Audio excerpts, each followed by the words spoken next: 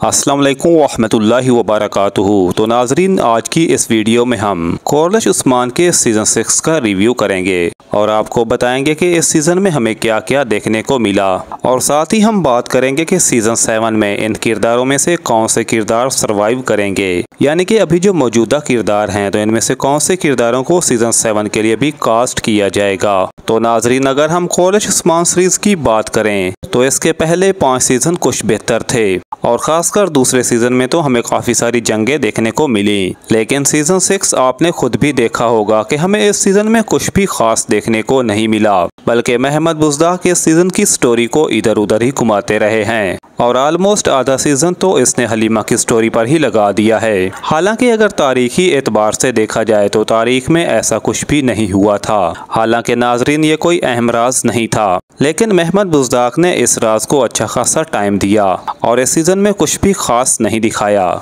हमने देखा कि चंद एक मंगोल आए और उन्होंने उस्मान गाजी को यरगमाल बना लिया और उसके कबीले पर भी कब्जा कर लिया, यानी कि नाजरीन इस सीजन में उस्मान गाजी को काफ़ी कमज़ोर दिखाया गया है। हालांकि तारीख में ऐसा नहीं था, बल्कि उस्मान गाजी एक ताकतवर जंगजू थे और इसके साथ ही इसने सोफिया के किरदार को भी बहुत ज़्यादा टाइम दिया और इसके साथ ही महमद बुज़दाक ने सोफिया के किरदार को भी अच्छा खासा टाइम दिया और अब ये किरदार भी बेमानी हो चुका है और ऑडियंस इस किरदार से उकता चुकी है। तो नाजरीन, अब ये कुछ किरदार हैं कि जिनको ख़त्म कर दिया गया है और कुछ बाकी किरदार रहते हैं, जैसा कि मंगोल सफ़ीर। तो ये किरदार भी सीज़न 6 के आखिर में ख़त्म कर दिए जाएंगे और सीज़न 7 में उस्मान गाजी और बाला खतून तो ज़रूर होंगे और उरहान के किरदार के लिए किसी और किरदार का इंतखाब किया जाएगा, क्योंकि आप जानते हैं कि पहले जो उरहान का किरदार अदा कर रहा था तो उस अदाकार ने इस सीरीज़ को अलविदा कह दिया है और साथ में होलो फिरा खतून ने भी इस सीरीज़ को छोड़ दिया है।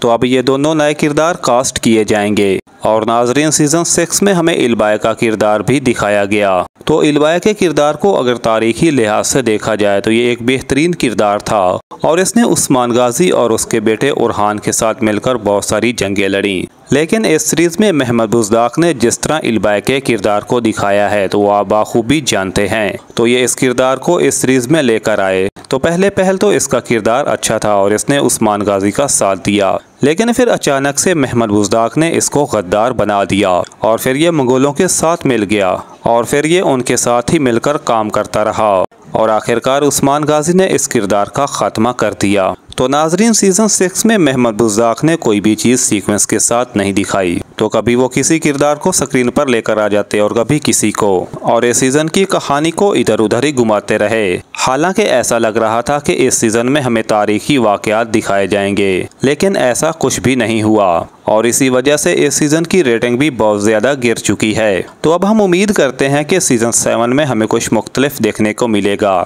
यानी कि सीज़न 7 में हमें तारीखी वाक़यात देखने को मिलेंगे। तो अब देखते हैं कि सीज़न 7 में महमद बुज़दाक क्या करते हैं।